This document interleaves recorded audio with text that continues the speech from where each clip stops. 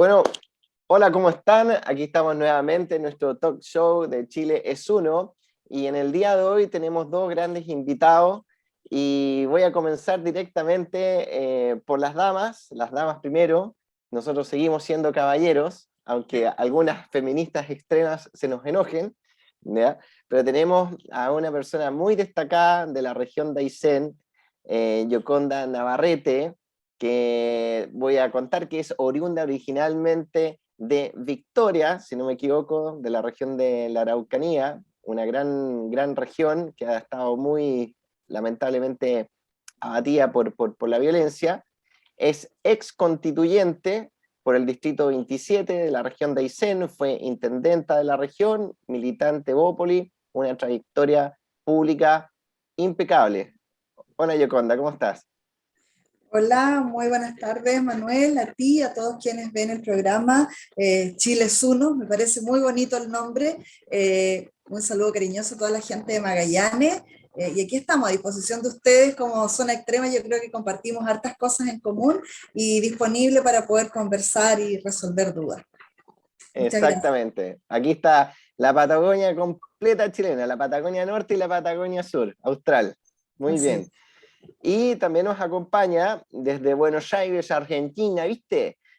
Desde la capital federal de nuestra república hermana, Adrián Rocha, quien es analista político argentino, consultor y miembro del Consejo Argentino para las Relaciones Internacionales, CARI. Así que, Adrián, bienvenido aquí en este espacio de la Patagonia chileno, y que tan hermanos somos con los patagones argentinos. Bueno, muchas gracias por la invitación. Les agradezco sinceramente que me invitaran a participar eh, para tratar de contribuir al análisis de esta situación tan particular que vive Chile en este momento. Yo como analista y como politólogo que mira desde afuera, y por el cariño también que le tengo a Chile, un país hermoso y al cual le deseo lo mejor, que entiendo que lo mejor es el rechazo a, a esta nueva constitución que se proyecta lamentablemente sobre las instituciones de nuestro país hermano, en el caso de Argentina, ¿no? Que Chile es un país hermano, tal como vos lo decís. Claro, muchas gracias, Adrián. Así que, bueno, partamos. La idea es que sea una conversación abierta. Yo soy un mero moderador, pero la verdad que la idea es que tengamos buen intercambio, y sobre todo que sea, yo creo que va a ser muy interesante para la gente que nos va a ver y escuchar acá en Chile, y específicamente en Aysén y en Magallanes. Gioconda, mira, tú fuiste convencional, o sea, convencional constituyente, una tremenda experiencia, un trabajo de un año, debatiendo, no sé si debatiendo, porque debate hay un intercambio, un diálogo, y lo que se ha comentado mucho es que justamente los constituyentes de la centro derecha se encontraron con un muro, con gente que no tuvo mucha voluntad ni de escuchar ni dialogar. Entonces, no sé, en definitiva, ¿cuál fue tu experiencia en este año de trabajo como constituyente? Y como bien tú lo dices, la verdad es que no hubo mucho debate. Habían a lo largo de los meses de trabajo, casi el año, simplemente era escuchar, tener 2, 3 minutos, dependiendo del tiempo que te dieran, para poder exponer tus ideas. Te escuchaban, pero no había contraargumento.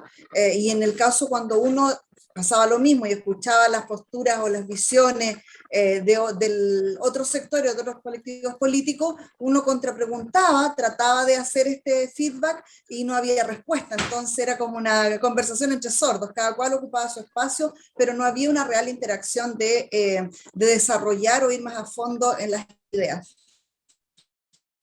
Mira, y eso se daba dentro del curso que era justamente de las sesiones.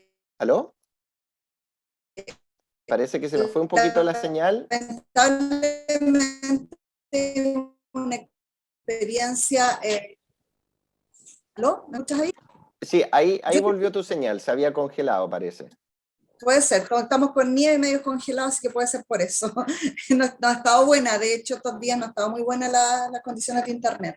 Sí, Eh, perdona, para los amigos, ¿qué temperatura? ¿Tú estás en Coyhaique en este Estoy minuto? en Coyhaique, sí, ¿Qué sí, en Coyhaique. temperatura está haciendo allá? Creo que ahora había como 1 o 2 grados, pero anoche tuvimos como 6 bajo cero, 6 o 7. Ah, perfecto. Nosotros estamos con un día precioso, súper soleado, ¿ya? Pero no calienta. Exacto, la tierra donde no calienta el sol, con menos 3 grados bajo cero, y mañana, si no me equivoco, tenemos el chapuzón del estrecho.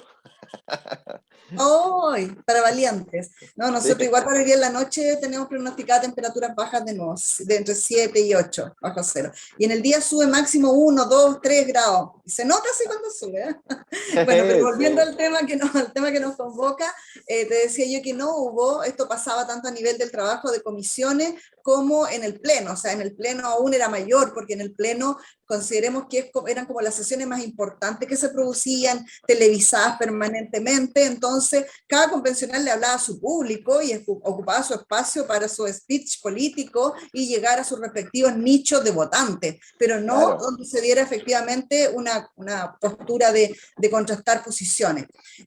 Y a eso debemos de sumar además que desde que nosotros llegamos se nos dijo, o sea, ustedes están en minoría, ustedes aquí no tienen nada que hacer, tenemos declaraciones que así lo prueban, digamos, testimonios como Stingo cuando dijo aquí se va a hacer lo que nosotros queramos, ustedes no tienen nada que hacer. Y eso se cumplió efectivamente. Mira, nosotros tratamos como grupo, porque si bien es cierto éramos pocos, pero eso no quiere decir que no teníamos una representatividad importante de chilenos afuera. Y lo que nosotros queríamos era tender puentes, tratar de buscar acercar posiciones, sabiendo la importancia del trabajo que se estaba haciendo y que una constitución lo que hace es justamente buscar representar a toda la diversidad que pueda haber dentro de una nación para la posterior bajada de las políticas públicas. Lamentablemente eso no se dio y está plasmado, o sea, yo lo digo en esta constitución, no hay ni una coma nuestra. ¿Por qué? Porque si hubieron, pues nosotros presentamos muchas iniciativas de norma constitucional que podían llegar hasta la primera instancia de la comisión, ahí puede que aprobaran algunas, después venían modificadas, le colocaban indicaciones, presentamos miles de indicaciones, miles, y no me quedo corta, no estoy hablando de más, y ninguna fue aprobada. Entonces, acá efectivamente la propuesta de texto constitucional que hoy día conocemos es una propuesta que obedece solamente a lo que quiso escribir la izquierda radical, que dominaba circunstancialmente la convención y que tenían todos los votos y que supieron buscar sus aliados entre la lista del pueblo, los INN, los escaños reservados, el Partido Comunista y quienes podían ser un poquitito más centrados a la hora de discutir o de conversar en el pasillo, que era cuando se daba la conversación más franca, eran quizá los de la lista del apruebo, la exconcertación, que ellos Claro. efectivamente tienen una formación más institucional, por lo tanto una visión más de Estado, pero a la hora de votar, la verdad es que votaban bastante similar en muchos temas a la izquierda radical.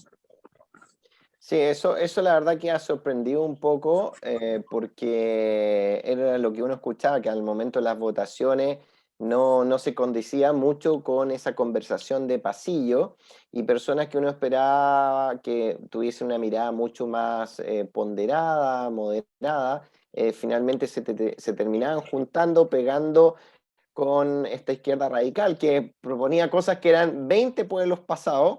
Tal vez ellos lo que hacían, yo lo que escuché, tú me puedes corregir, que por ejemplo los constituyentes del Partido Socialista, ellos igual eran más moderados y lograban que si no quedase 20 pueblos pasados, pero quedaban 10 pueblos pasados, las propuestas. Y eso sorprende igual porque desde fuera de la convención, lo que nosotros hemos visto que se ha ido generando un rechazo transversal, donde mucha gente, muchos políticos y personas, ciudadanos comunes y corrientes, que tienen su origen desde la centroizquierda, han dicho, no, esto no nos gusta el trabajo que se hizo y están hoy en día por el rechazo. Bueno, efectivamente es así. Hemos escuchado a personas que yo creo que se les debe respetar la opinión y aún han sido criticados, porque en realidad acá lo que se ha buscado con esta, yo diría que hay varios factores. Una, y que no tienen que ver necesariamente con el 18 de octubre. Quienes dominaron la convención fueron personas que venían no de partidos políticos, había todo un descrédito y se trabajó, además, creo yo, hacia afuera para...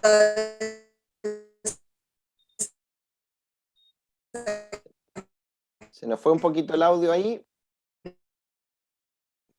La región de Aysén, la Patagonia Norte. La institucionalidad de los partidos políticos, que son en definitiva los representantes de la fibra óptica austral. No sé si me escuchas ahí. Sí, se fue un poquito la señal, pero ahí ya te recuperamos.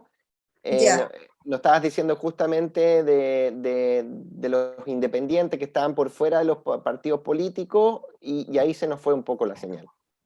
Claro, te decía que en el fondo había gente que podía llegar a una visión más de acuerdo, pero a la hora de votar se veían arrasados por la masa. Pero además la composición de la convención quedó hecha por personas que no venían de partidos políticos. La mayoría de la gente salió a través de estas asambleas territoriales que se desarrollaron en todo el país después del 18 de octubre, pero yo creo que venían planificándose de antes del 18 de octubre, y que obedecen a causas particulares.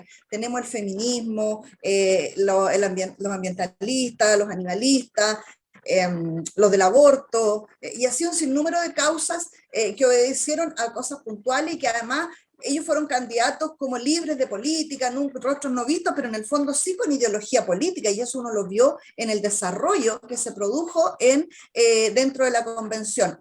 Y efectivamente el producto que tiene, yo lo defino en unas pocas palabras, o sea, yo te digo, yo fui conociendo, yo he trabajado 30 años en la administración pública, por lo tanto conozco muy bien la operacionalización de la política pública y cómo incide una coma, un punto y coma en una redacción, una palabra, para después el legislador pueda interpretar y hacer las bajadas. Y en este caso, cuando tú les planteabas eso, la verdad es que no les importaba, lo importante era dejar estipulados sus temas y después se arreglaba.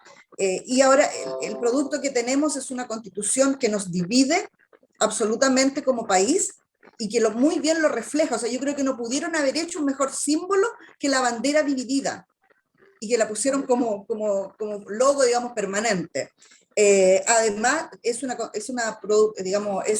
constitución que debilita nuestra democracia, digamos, los poderes políticos quedan absolutamente desequilibrados, los poderes del Estado, el presidente queda súper anulado, el Senado desaparece y le dan unos caramelos ahí en la Cámara de las Regiones, con una supra Cámara de Diputados que en realidad tiene todas las facultades y que si llega a ser del mismo color del Ejecutivo, se olvídate, instalas un autoritarismo que no lo saca nadie.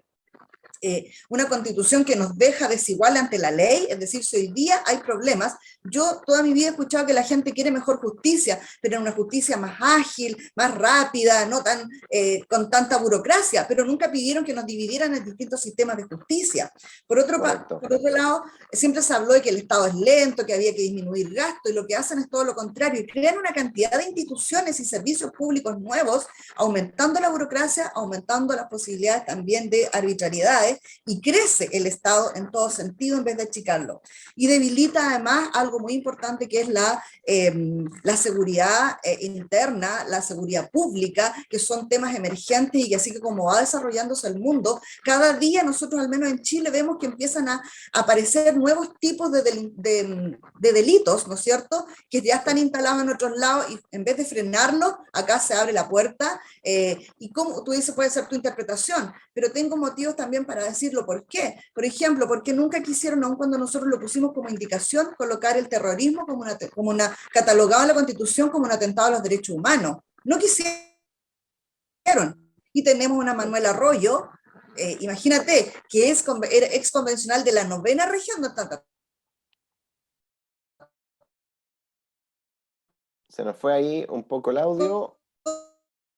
Yoconda, no sé si nos estás escuchando, porque nuevamente se congeló. Tema del terrorismo y lo defiendo. La cámara pudiera ser que vaya mejor. ¿Me escuchas ahí? Ahora te escuchamos bien. Ahora decía que te recuperamos. Ya, si cierro la cámara a lo mejor o no se puede por el programa. Es que a veces al cerrar la cámara sale... ¿Prefieres que no? Ha sido prefiero que no, si ha sido intermitente Ya. lo recuperamos, después vemos cómo lo editamos o qué sé yo. Ya, ya. Te decía que, por ejemplo, nosotros cuando se vio el tema de seguridad pública y las dependencias y que la jerarquía y todo, colocamos una indicación que decía que las únicas instituciones en Chile encargadas de la seguridad pública era la Policía de Investigaciones y Carabineros de Chile. Lo rechazaron. Para mí, ¿qué significa eso? Y lo he dicho en todos lados. Significa dejar la puerta abierta para que el día de mañana el burócrata y el político de turno pueda crear otro tipo de policía porque lo conocemos y es una realidad que ha pasado en América Latina. Es decir, Justamente. en eso y en muchas otras cosas más, o sea, cuando nosotros hablamos una larga lista, ¿no es cierto?, de derechos que se establecen, que está muy bien. ¿Quién no va a querer que en un país haya más derechos sociales? Pero seamos responsables porque ni siquiera saben cómo lo van a financiar. Y por otro lado, seamos realistas. Hoy día te dice que el chileno tiene, o sea, el Estado te garantiza el acceso a la vivienda digna, ¿ya? Nosotros no le sacamos nada, dijimos coloquémosle además que la vivienda será propia, indicación muchas veces renovada y todas las veces rechazada. ¿Qué puedo decir yo?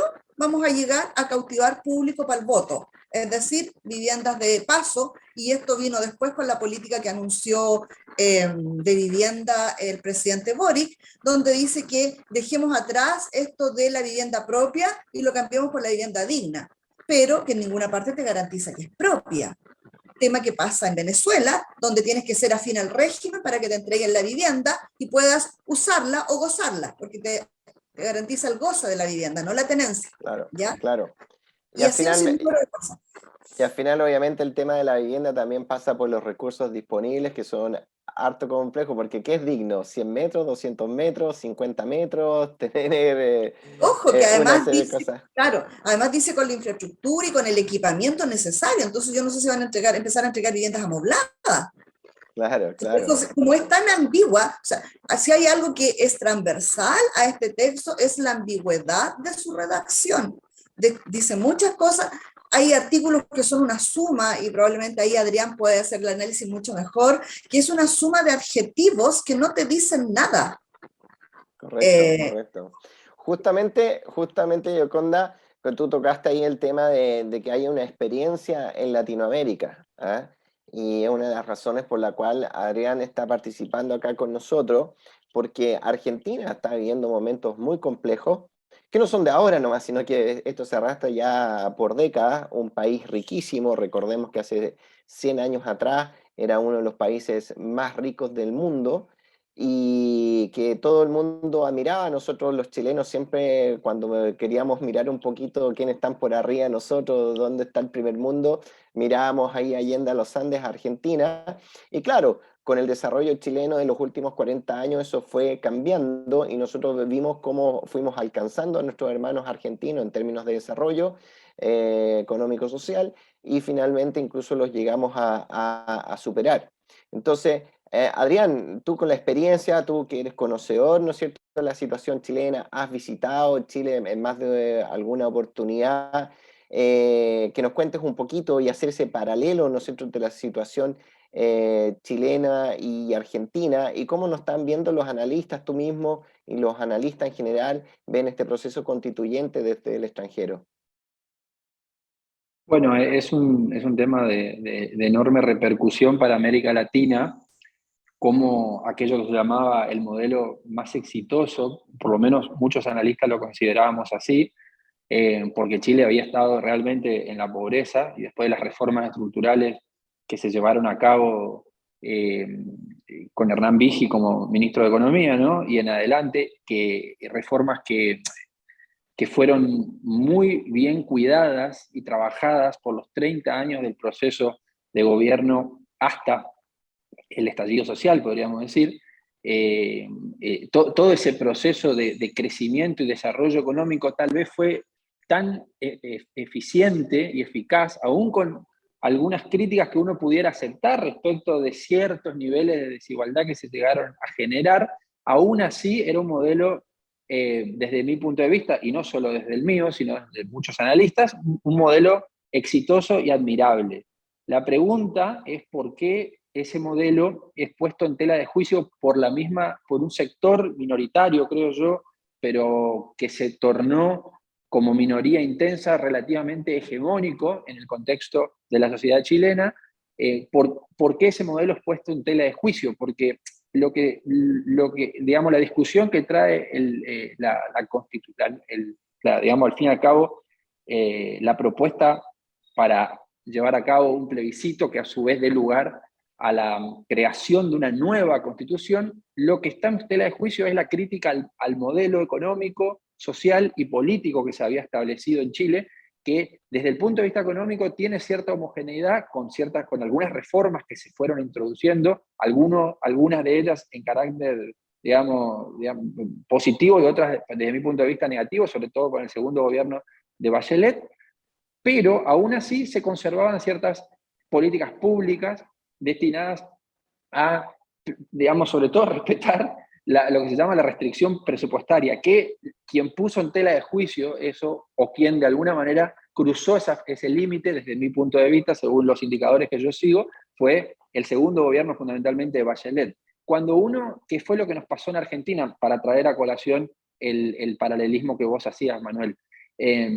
Cuando un gobierno empieza a desafiar la restricción presupuestaria, es decir, empieza a considerar, por ejemplo, que la emisión monetaria como en Argentina no genera inflación, cuando empieza a creer que se puede expandir el gasto público sobre la suposición de que la expansión del gasto público no acarrea un problema de naturaleza fiscal, o cuando los gobiernos parten del hecho de que los problemas fiscales no tienen un correlato en la inflación, en el poder adquisitivo de la moneda y al fin y al cabo en la presión impositiva, porque de algún lado los recursos se tienen que extraer desde el sector público, desde el sector privado para transferirlos a las partidas presupuestarias, como le llaman digamos, que a quienes ven esto en términos burocráticos netamente y no estrictamente como una cuestión de recursos que son siempre escasos. Bueno, todo este panorama va creando condiciones, incentivos, sobre todo incentivos en sectores políticos, sobre todo en sectores políticos sociales, es decir, en aquellos sectores como por ejemplo de los que nace el presidente hoy, Gabriel Boric, desde lo que nace políticamente él, ¿no es cierto? Desde 2011, vamos a poner una fecha, en adelante, también Giorgio Jackson y demás, se genera una narrativa que al no tener, digamos, internalizada las cuestiones más básicas de la economía respecto de la restricción presupuestaria, respecto de lo que genera la emisión monetaria y respecto del peso, del efecto que tiene el déficit fiscal sobre el sector privado, cuando eso se ha instalado, se han creado incentivos que son muy difíciles de desarmar, digamos, o de desarticular. ¿Por qué? Por una cuestión muy simple, porque ante la ilusión respecto de que los recursos no son escasos, de que el Estado puede, por decreto o a través incluso de una nueva constitución, o sea, creando una constitución, puede otorgar derechos, así como si los derechos y su correlato económico, es decir, la relación entre derechos y correlato económico, como si eso no tuviera efectos sobre los niveles de productividad, sobre los niveles de eficiencia y demás, cuando se han instalado esos incentivos cuesta muchísimo porque la sociedad, y en esto yo creo que la responsabilidad es de las élites, sobre todo de las élites políticas de Chile, que se han, digamos, se han desprendido de su responsabilidad cultural respecto de cómo llevas a cabo una política pública de educación y de cultural acompañada de ciertos niveles de inserción de todos los sectores, que es donde yo creo que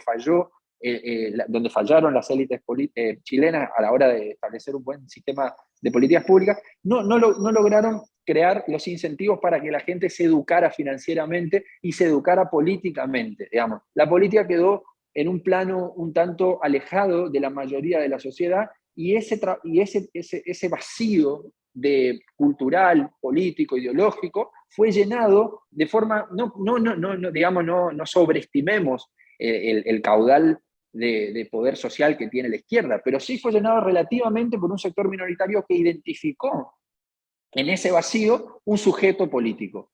¿Qué es un sujeto político? Es la posibilidad de articular una serie de demandas que están insatisfechas por diferentes razones, no necesariamente porque esas demandas sean de izquierda, articular esas demandas en función de un objetivo que es de una vanguardia, de una élite, digamos, en sentido, digamos, de izquierda tradicional, ya venimos a decir de tipo leninista, digamos. Por supuesto que estas ideas no están practicadas con el énfasis que tenía o que tuvieron las ideas de la izquierda marxista tradicional del siglo XX. No, lo que hay es un nuevo, digamos, procedimiento, no tan nuevo si uno lo mira a la luz de la historia, pero sí nuevo en términos de efectividad, porque tuvo realmente la capacidad de transformar y de modificar las condiciones, hasta en el caso de Chile, yo estoy hablando ya de América Latina, pero en el caso de Chile tuvo la capacidad de transformar las condiciones concretas de las reglas de juego, porque si bien es cierto que hoy el rechazo al parecer goza de altos niveles de aprobación social, o sea, hay mucha gente que estaría, según las encuestas, según las que todos estamos siguiendo, hay mucha gente que estaría en contra de esta nueva constitución. Si bien esto es así, ya el daño está relativamente hecho. Lo que queda ahora por hacer para los sectores que son realmente conscientes del efecto profundamente pernicioso que va a tener, que tendría esta nueva constitución si llegara a ser aprobada, lo que tienen que hacer es un control de daños, para empezar. Ese control de daños empieza por el hecho de que gane el rechazo, pero no se termina ahí. No es que porque gane el rechazo, esto se termina y siguen las cosas como estaban. No, porque se ha montado una narrativa, se ha creado esta narrativa, que vuelvo sobre lo que decía, que parte de argumentos o de fundamentos que son, digamos, profundamente ignorantes en materia económica, y por lo tanto son irresponsables, porque a cualquier izquierda que contemple, aunque sea de forma rudimentaria, con economía 1, que contemple la restricción presupuestaria y demás, sabe, lo podemos ver en casos incluso regionales, que cuando uno cruza ese límite, las posibilidades del manejo de la economía son muy difíciles cuando, por ejemplo, se tiene alta inflación, como en Argentina, hoy día, una inflación altísima, no relativamente alta, una de las más altas del mundo, y cuando la presión fiscal sobre el sector privado es, digamos, cada vez digamos, es mayor y tiene menos posibilidades de seguir expandiéndose. Esos son puntos que yo creo que son irrefutables. Sí. Y que la izquierda en Chile los ignora, en parte por objetivos políticos y en parte por falta de formación también. Hay una doble cuestión, ¿no? Negligencia e ignorancia.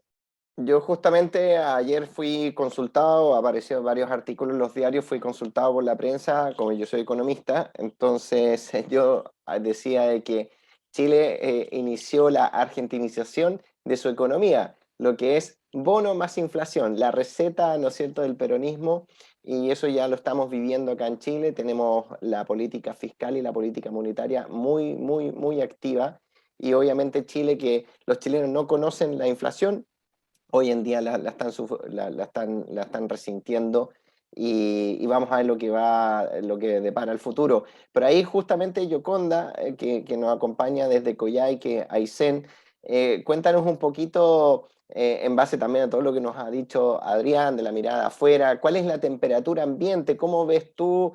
¿Cómo está el ciudadano, el coyhaiquino, la gente de Puerto Aysén, Puerto Cisne, no sé, hasta Villa O'Higgins, más cerca de acá de la región de Magallanes? ¿Cómo está sintiendo? ¿Está involucrada? ¿Se está informando? ¿Está preocupada de lo que pasa en este proceso constituyente? ¿Cómo lo ves tú para el 4 de septiembre? Mira, la verdad es que la realidad de la percepción ciudadana ha ido cambiando. Yo en un inicio de esto estaba muy preocupada porque la gente como que no le tomó, el chileno común y corriente no le tomó el sentido ni la importancia al proceso que se estaba viviendo en Chile. Y yo creo que de repente también, primero porque era un proceso nuevo, que nunca lo habíamos vivido, y lo que teníamos como experiencia de votación es que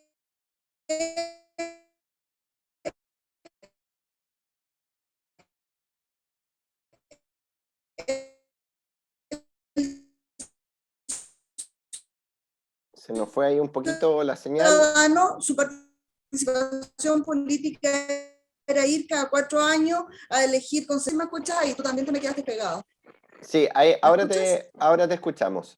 ahora sí. Entonces lo que te decía yo era que la gente no estaba familiarizada y nuestro mayor ejercicio ciudadano era ir, votar por alguien y dejar que esa persona trabajara. Y a los 4 años la juzgas nuevamente si te pareció que lo hizo bien, volvías a votar por él o votabas por otro.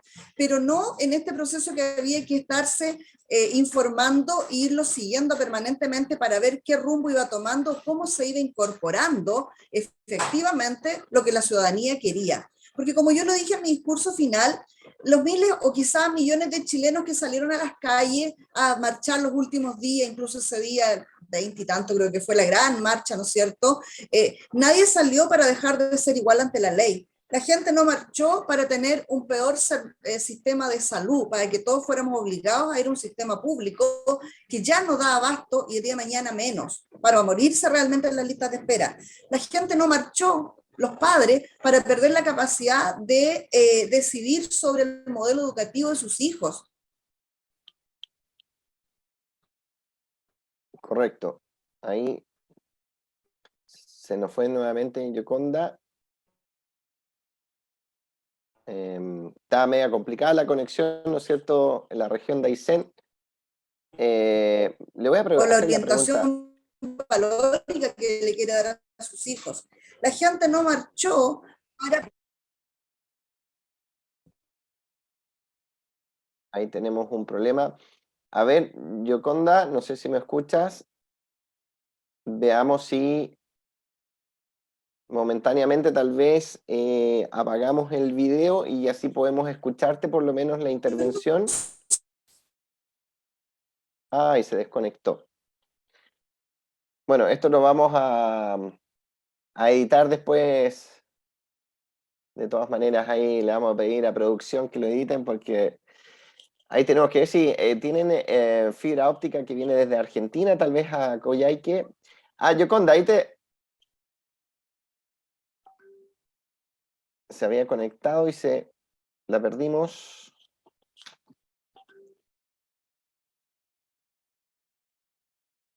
Ya, bueno, seguimos. Adrián, mientras esperamos a Yoconda que pueda conectarse, ahí la estoy.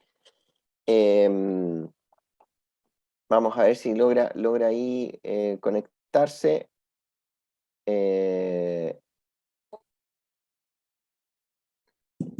Ahí estás, Yoconda. Ahí sí. Mira, si estamos con mucho problema, puedes apagar el video y te seguimos escuchando en el audio.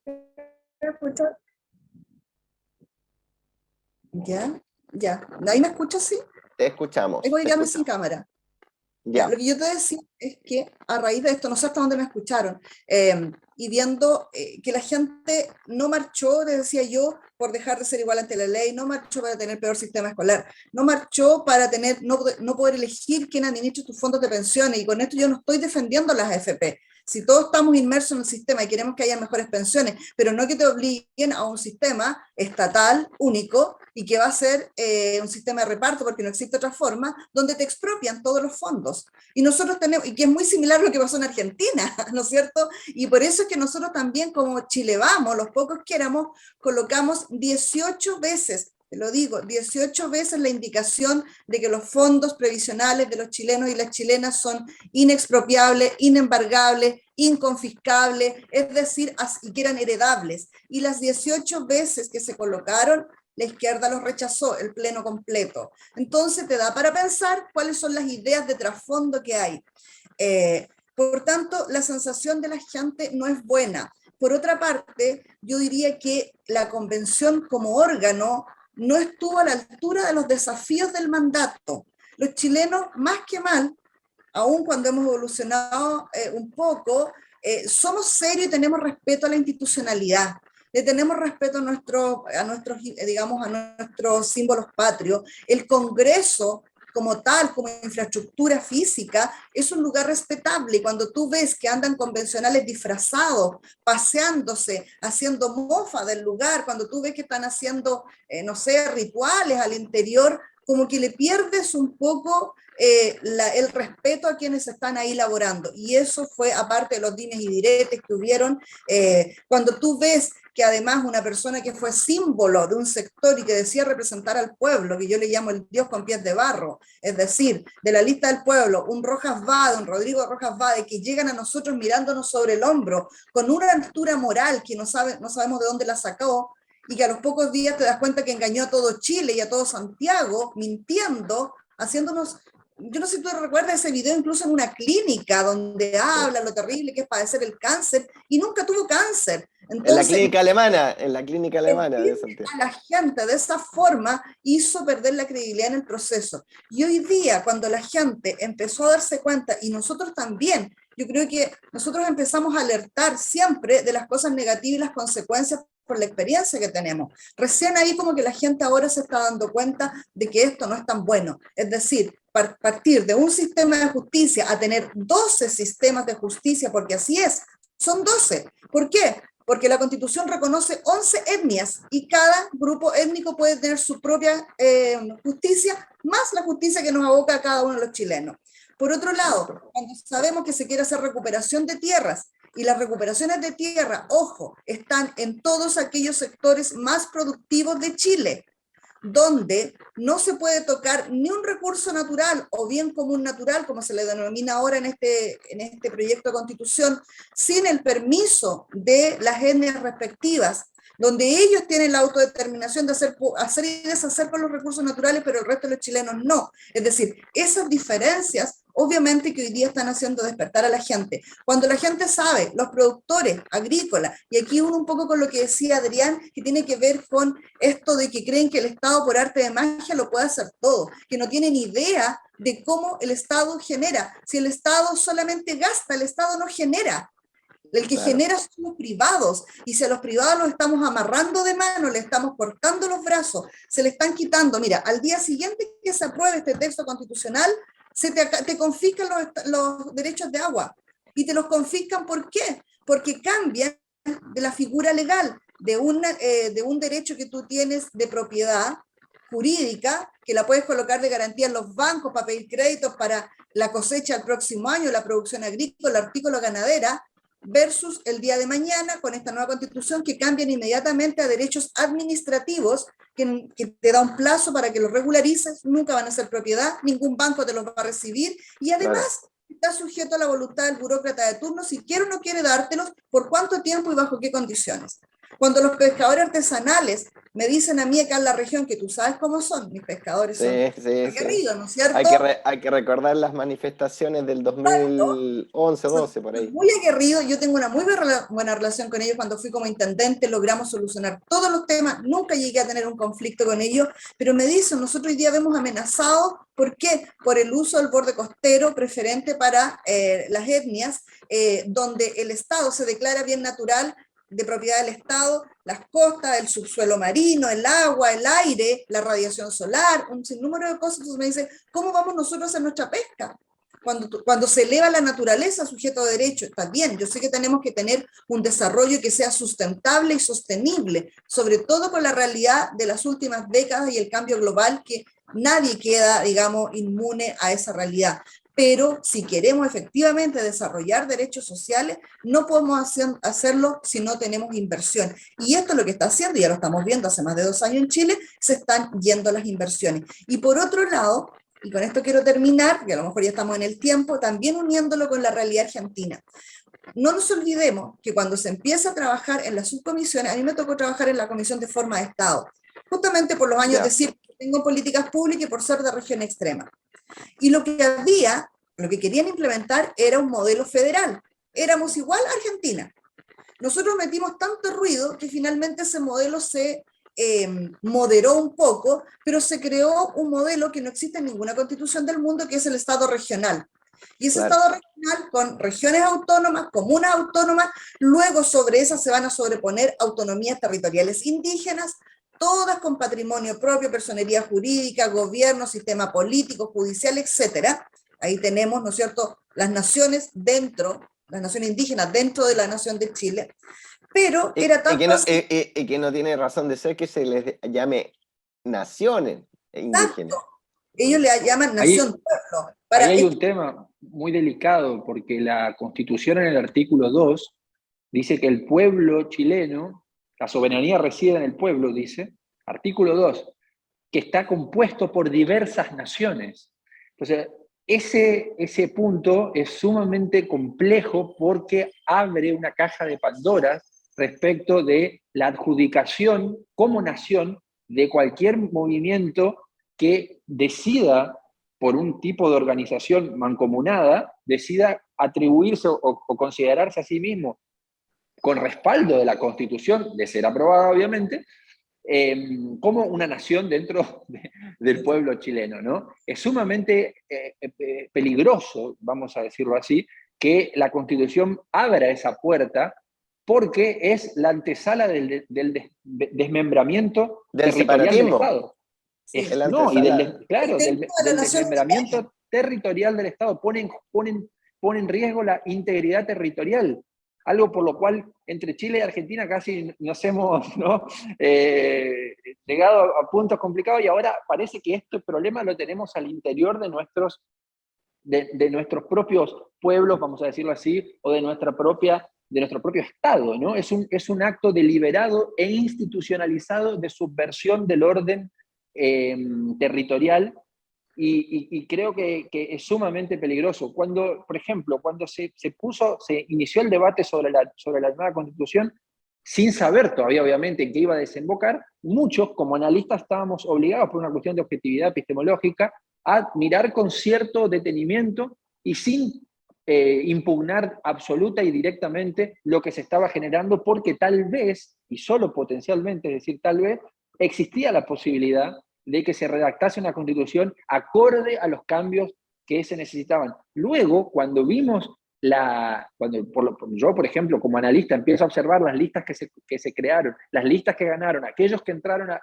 y la participación electoral, uno daba por sentado que al final lo que se había debatido al interior de la sociedad y demás no iba a ser lo que finalmente se escribiría en términos constitucionales. Y efectivamente fue así. La Constitución escrita es un producto de un montón de expresiones de deseos, en muchos casos, como en este caso, de la cuestión territorial peligrosa, de la diversidad de naciones, y al mismo tiempo es digamos, manifestación de una serie de demandas totalmente heterogéneas que fueron capturadas por una minoría.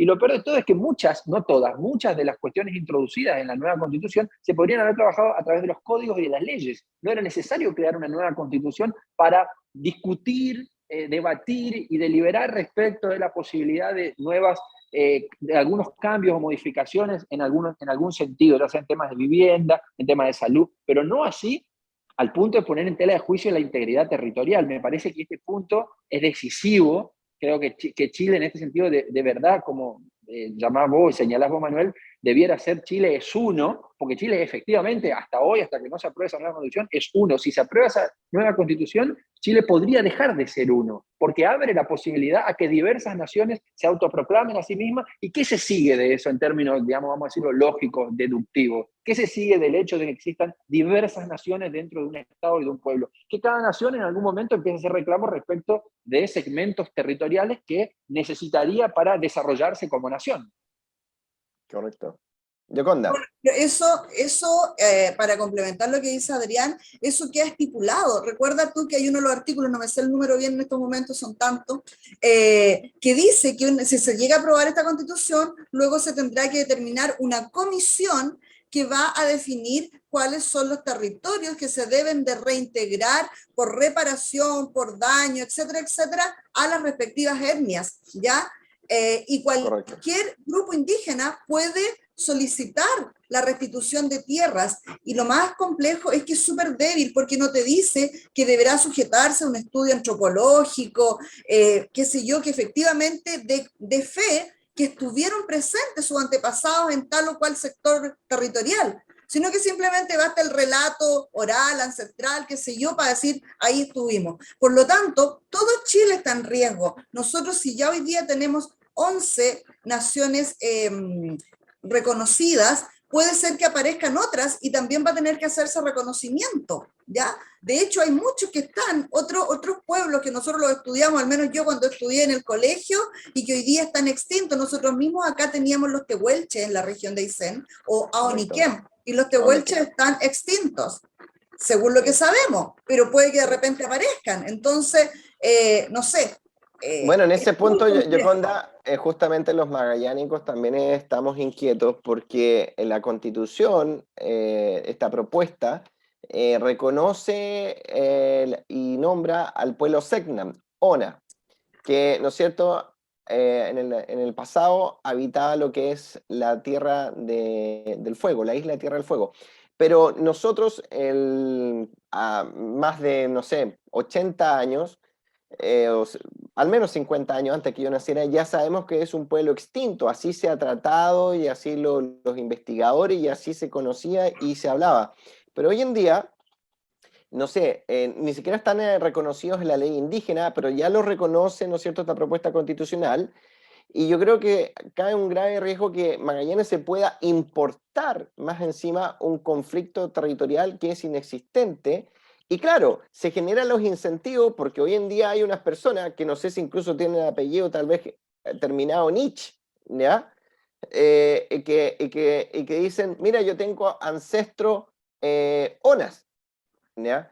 O sea, hay algunas personas que se han dicho, nosotros somos descendiente ona, y los únicos ONAs que nosotros tenemos enterados que existen y reconocidos formalmente están en el pueblo de Tolwyn, que queda en la Isla Grande, o sea, en Tierra del Fuego, por el lado argentino.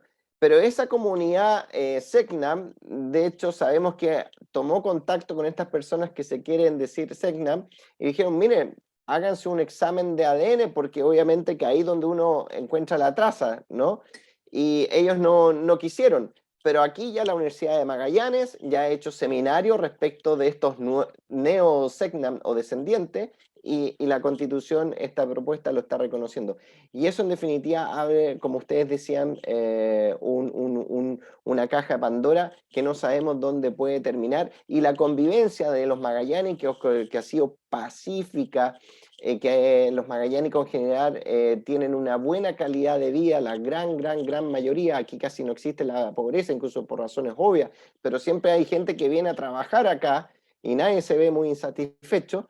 Entonces, esto podría generar conflictos territoriales y atraer personas que no tienen nada que ver a Magallanes para justamente ir alimentando y echándole leña al fuego, como sucedió en la región de la Araucanía, que hoy en día es la más pobre de Chile, pero justamente la que tiene esta violencia desatada que impide a la gente poder trabajar tranquila.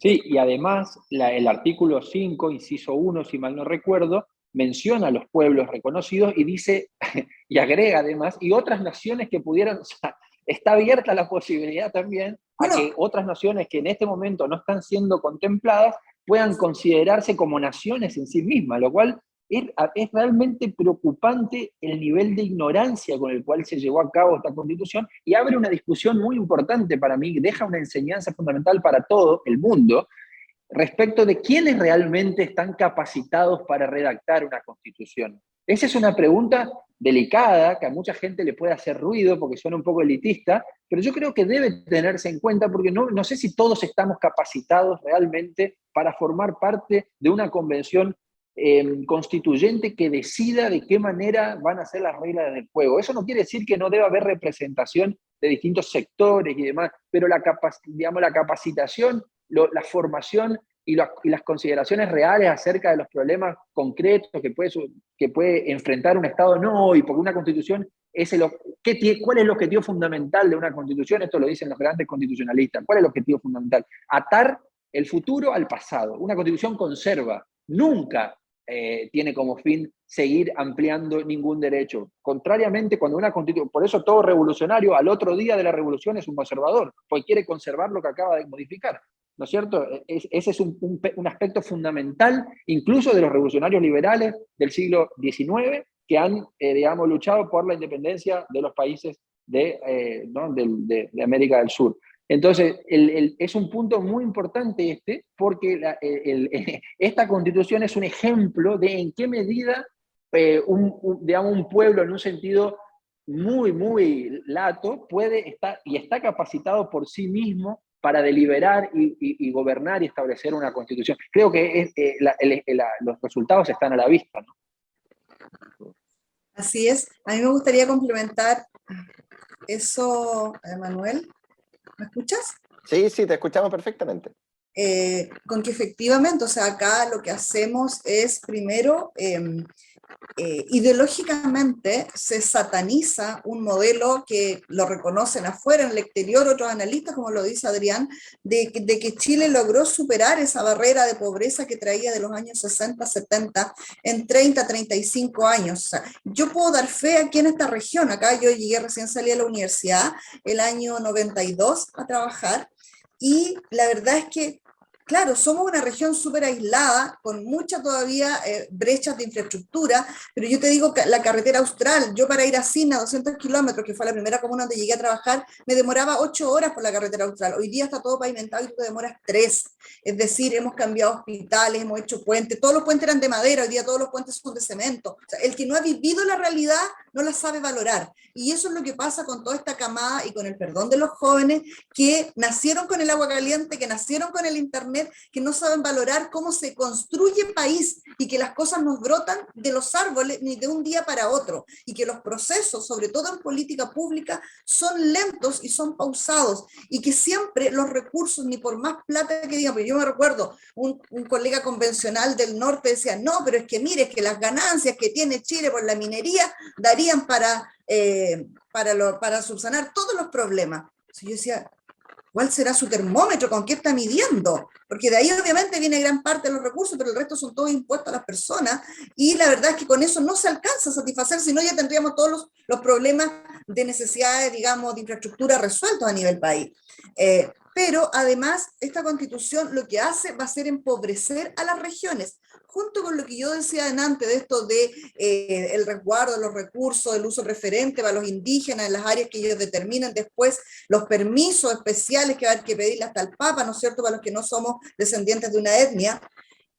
Con el sistema, nosotros todos pedíamos descentralización. Yo soy una férrea defensora de la descentralización, sobre todo en las regiones extremas, pero una descentralización bien hecha, no lo que nos plantean acá, porque acá nos dicen, cada región es autónoma, va a poder tomar sus decisiones, sí, pero decisiones sobre qué, cuando regiones como la mía viven un 80% de la inversión pública y un 20% privado, y ya ese 80% no va a llegar, porque cada región va a dejar recursos para sí mismo, ese es el modelo, deja un porcentaje de la riqueza generada en la región para sí misma, y otro va a un fondo común a nivel nacional, que sería lo que recauda el Estado hoy día.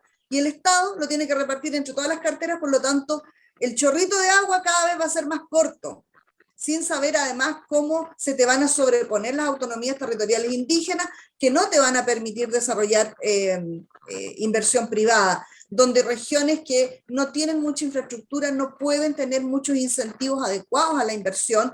Por lo tanto, el flujo nuevamente, si es que hay inversión, se va a ir a las regiones más grandes que tienen más infraestructura, mejor acceso, etc. Por lo tanto, lo que Y más población. Exacto, vamos a tener obviamente un empobrecimiento, yo te lo doy firmado, o sea, si esto se llega a aprobar de aquí a 15 años más, nuestras regiones van a estar más pobres de lo que están hoy día. Sin duda alguna, sin duda alguna. Son las mismas preocupaciones que compartimos acá en Magallanes. Argentina mismo tiene sus propios desafíos, los están viviendo de forma muy cruda y desde ya muchos años con una decadencia, ¿no es cierto? Lamentablemente los argentinos, como decía al principio, de ser uno de los países más ricos del mundo, hoy en día tienen niveles de pobreza ya cercanos al 50%. Y eso se vive día a día, la gente lo sufre y lamentablemente tenemos estados que se han ido transformando simplemente en una caja de asistencialismo, lo cual de alguna manera termina reproduciendo aún más la pobreza. Pero bueno, el tiempo se nos ha ido volando, quedan muchas cosas por conversar. Yo simplemente desde acá de Magallanes, desde la capital de la Patagonia, tenemos que decirlo, Punta Arenas, pero qué linda región es Aysén, yo la quiero mucho, cada vez que puedo la recorro. De mi juventud, cuando la carretera austral era solamente de tierra, solamente de ripio, la recorrí completa en bicicleta, 40 días pedaleando. ¿Ah? ¡Wow! Así que Eso sí que es hacer patria. sí, sí, y he hecho muchas cosas de escalada, de todo, y cuando puedo me escapo a la región de Aysén. El COVID nomás en enero me impidió entrar a Aysén, que me lo agarré justo y me detuvieron en Balmaceda. De ahí no puedo Ah, avanzar. Pero les agradezco mucho la participación, creo que esta mirada, ¿no es cierto?, de que apoyamos y reforzamos la libertad que mira, tenemos acá un analista extranjero que tiene los conceptos claros de lo que significa tener un Estado igual unitario, que recoge toda la diversidad, todas las diferentes culturas que pueden estar, pero con una mirada de Estado que justamente le permita a la gente desarrollar sus proyectos de vida y ser más felices con su familia, sin duda alguna. Así que le agradezco mucho que hayan participado en este talk show de Chile es uno. muchas gracias, que estén muy bien. Gracias. Muchas gracias, un Adiós. gusto. Súper.